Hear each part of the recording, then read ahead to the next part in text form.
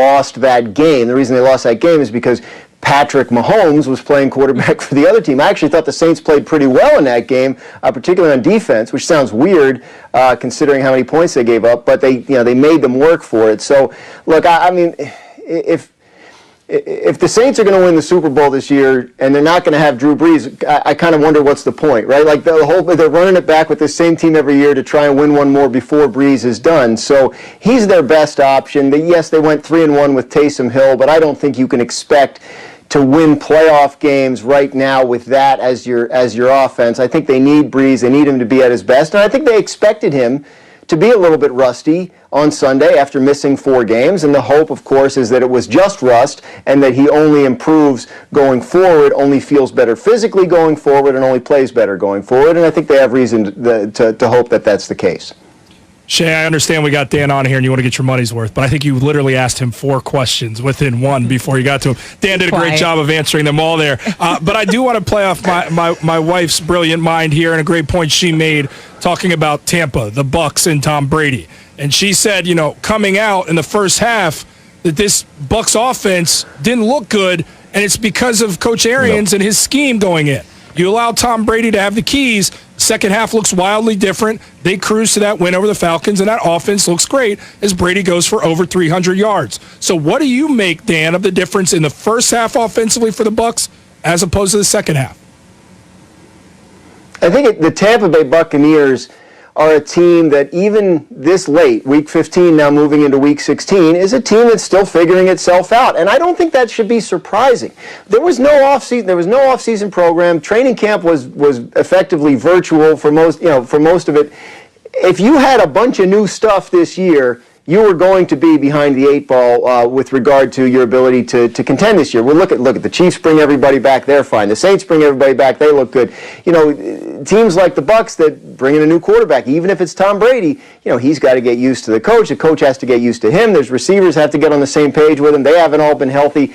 I think the Bucs are the team that we probably should have expected them to be all along. They're good. They're a playoff team. I don't think they've shown enough consistency for you to have faith that they can make a Super Bowl run this year. Maybe next year, if they bring everybody back, they look better. But I think they're a good team that still isn't necessarily sure what its identity is. And I know last week Bruce Arians said, our identity is we can do anything we want to do. I thought that was an interesting choice that they made to not score in the first half and then come back in the second half. But you're not going to be playing the Falcons and their permissive second half defense come playoff time. No doubt. All right, Dan Graziano, thank you for the time. We appreciate it. We'll catch up with you soon. Happy holidays. Thanks. Same to you guys. Thank you. And that is the perfect transition. I don't trust Tom Brady in the playoffs for this exact reason. But is it BA or BS? That's after Jordan tells you about Dr. Pepper. I'm interested to hear that reasoning, Shay. College football season rolling along, and so is the latest season of your favorite Dr. Pepper-obsessed college football town. That's right, talking about Fansville. So brace yourself for all the on-the-field football drama and off-the-field Dr. Pepper flavor your eyes and taste buds can handle. Because even though you can't be at the stadium, you can still dress, cheer, and drink Dr. Pepper like a true fan. Head to a store near. Really wasn't a good night at all for the Pittsburgh Steelers. Big Ben, 170 passing yards, a touchdown and interception. He was sacked once. He had issue throwing the ball over 10 yards. And after the game, Big Ben was asked, do you feel all right? I don't think anybody that plays this game at any level, at any position, I should say, whether it's week 1 or week 16, feels 100%. So, no, I would say that I don't feel 100%. But I would say that I'm not consistent enough, which affects the offense because the ball's in my hand every play. Yeah, that's true. Not consistent enough. That's a good way to put it. Let's go to the Shell Pennzoil Performance Line, and we are joined by Dan Graziano. He's our ESPN NFL insider. You can follow him on Twitter at Dan Graziano ESPN and get more from Dan on Get Up at 8 a.m. Eastern. Dan, good morning to you. So last night's game, I'm just going to keep it 100% real and ask you this question. What happened to Big Ben last night and that Steelers performance? There are significant problems. Look, they've looked bad for a while. Remember that Wednesday afternoon game where they beat Baltimore? Baltimore had to start RG3 and replace him with Trace McSorley. After that game, Tomlin was upset with the way his team looked, and he was right. They've lost 3 in a row since. So there are trouble spots and warning signs that have been sort of blaring at us for a while. I do every week on Sunday night, Monday morning, I do an overreactions column for ESPN.com where we pick an or a statement, say whether it's an overreaction or not. Last week after they lost to Buffalo, I was talking with my editor. I said, I want to do one that says the Steelers won't win another game. Because they look like, and then we looked and we said, oh, they're playing the Bengals next week, so we can't do that one. Well, they lost to the Bengals. So now I'm wondering if maybe we've seen the last Steelers win of the year. Certainly you look ahead, a very good Colts team coming in to play them next week.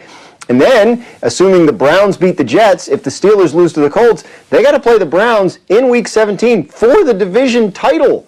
And so they're in the playoffs, but they haven't clinched the division yet. May not, and they have a chance to be going into the playoffs on a losing streak. And you heard Ryan Clark there, serious concerns from a former Steeler about this team's chances.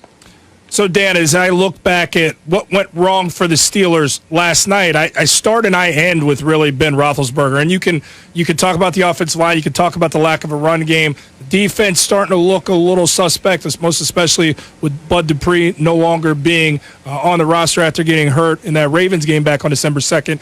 But with Big Ben, there are problems. And knowing that, how would you move forward going into next year? Do you keep Big Ben as your quarterback, or do you move on there?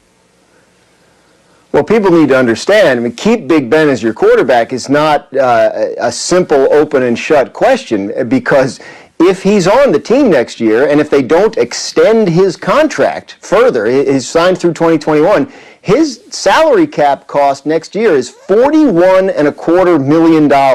In a year where the cap is almost certain to drop significantly from where it is this year because of COVID-related revenue losses, they're going to be carrying a $41+ million cap charge for a quarterback who's not playing well right now.